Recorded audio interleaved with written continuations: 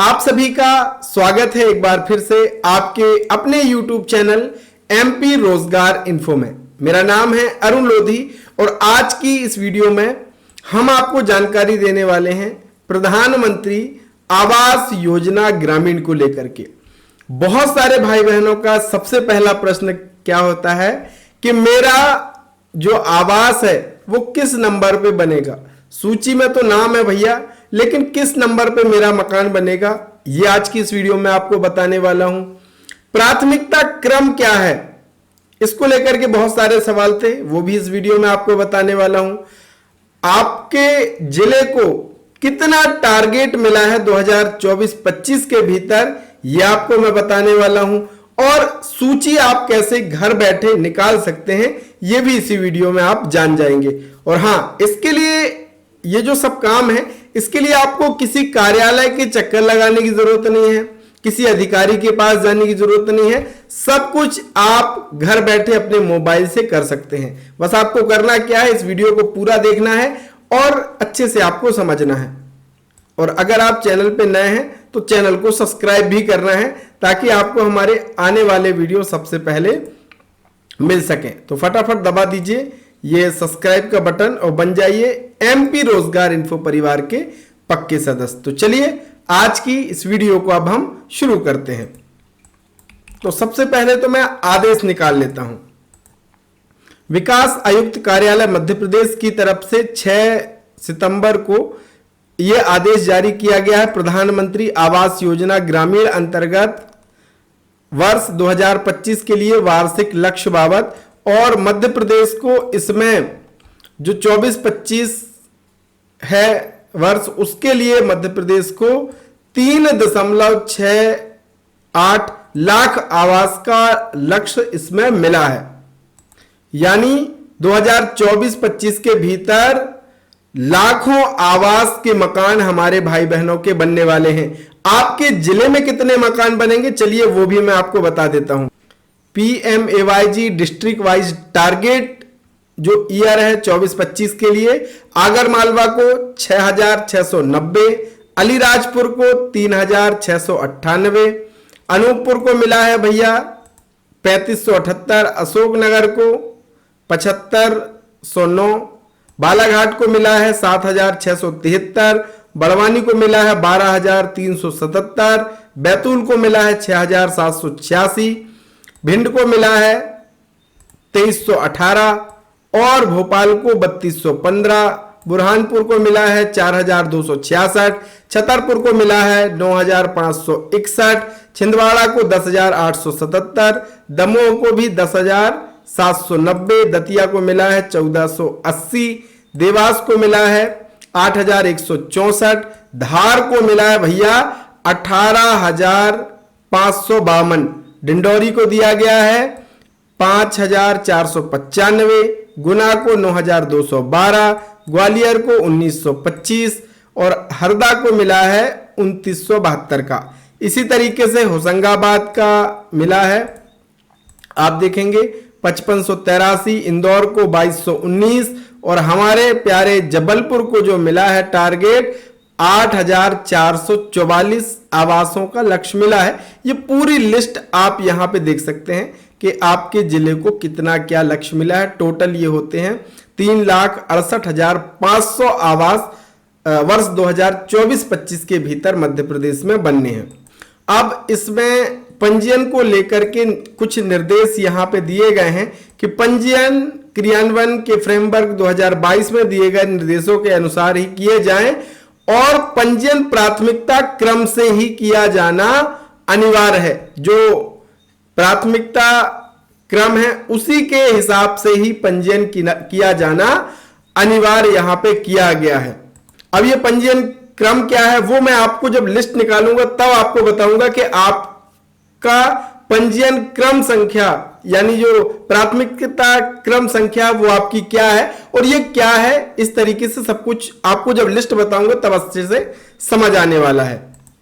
स्वीकृति के संबंध में भी यहां पे लिखा हुआ है, समस्त जो स्वीकृतियां हैं वो जिला पंचायत के लॉगिन से जारी की जाएंगी। प्रत्येक जिला यह सुनिश्चित करे कि स्वीकृति की कार्रवाई के लिए एक अधिकारी नामांकित किया जाए जो निम्नानुसार और समय अवधि में स्वीकृतियां जारी करे।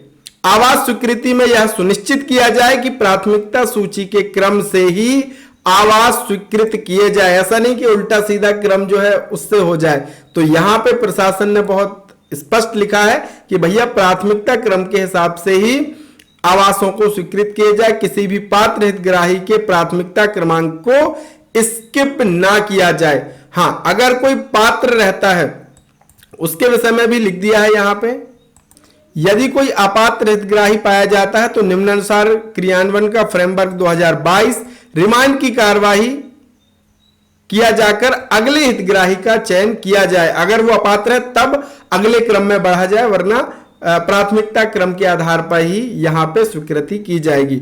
अब चलिए मैं लिस्ट आपको बताता हूं और ये प्राथमिकता क्रम कैसे देखते हैं और क्या आपका प्राथमिकता क्रम है वो भी जान लेते हैं। और इसी में आपको पता भी चलने वाला है कि भैया जो आपका सवाल रहता है कि मेरा आवास कब बनेगा, फलाने भैया का बन गया, अब हमारा कब बनने वाला है, ये बहुत सारे भाई बहनों के प्रश्न होते हैं।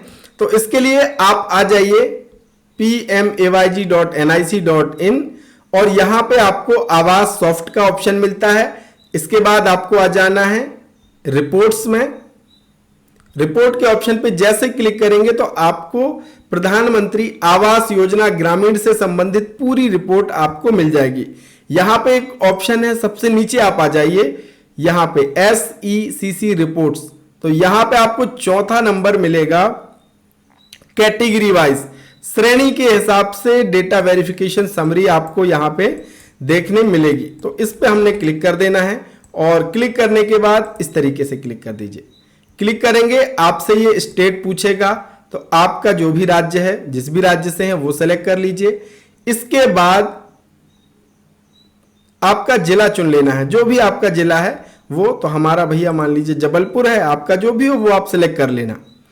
इसके बाद आपसे ये पूछेगा, इसके बाद आप सेलेक्ट कर लीजिए आपकी जो भी पंचायत है, पूरी पंचायत की लिस्ट आ जाएगी, वो यहां पे सेलेक्ट कर लीजिए। तो यहां पे मैं मान लीजिए ये सेलेक्ट कर लेता हूं और इसके बाद आपका ये जो भी कैप्चा कोड है वो आपको यहां पे इस तरीके से भर देना और सबमिट बटन पे क्लिक कर देना है। तो पूरी लिस्ट आपके सामने आ गई है, जहां पे आपका पंचायत का नाम, रजिस्ट्रेशन नंबर, आपका बेनिफिशियरी का नाम, उनके पिताजी का नाम, यहां पे मदर का नाम, आपका कैटेगरी किस आप वर्ग से हैं, ST SC जनरल, OBC वालों को भी यहां पे जनरल में काउंट किया जाएगा, अदर आपको देखने मिलेगा। सबसे लास्ट का ये ऑप्शन है, ये बहुत ही महत्वपूर्ण ऑप्शन है, ये आप देखेंगे, ये प्रायोरिटी, जिसको हम कहते हैं प्राथमिकता क्रम। इसी प्राथमिकता क्रम के जरिए ही आवास यहां पे स्वीकृत होते हैं और आवास निर्माण होते हैं। तो आप देखेंगे ये पूरा क्रम लिखा है। अब यहां पे बहुत सारे भाई बहनों का ये भी प्रश्न होगा कि कुछ जगह ये देखिए यहां पे 2 लिखा है और नीचे हम थोड़ा सा आ गए तो यहां पे भी 2 लिखा है, और देख लीजिए यहां पे सेम मैं आपको बता देता हूं।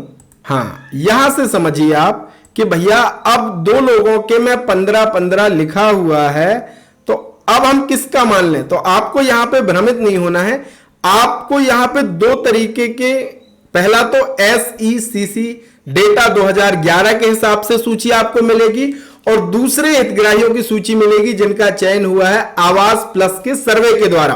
तो कैसे आप यहां पे जानेंगे, तो यहां पे आप देखेंगे ये जो रजिस्ट्रेशन नंबर है, MP के बाद जो आवास प्लस के हितग्राही हैं जिनका आवास प्लस सर्वे से हुआ है, तो उनके रजिस्ट्रेशन नंबर में MP के बाद 9 अंक होंगे, ये आप सुनिश्चित कर लीजिए, है ना। तो ये समझ लीजिए कि ये आवास प्लस का हितग्राही है।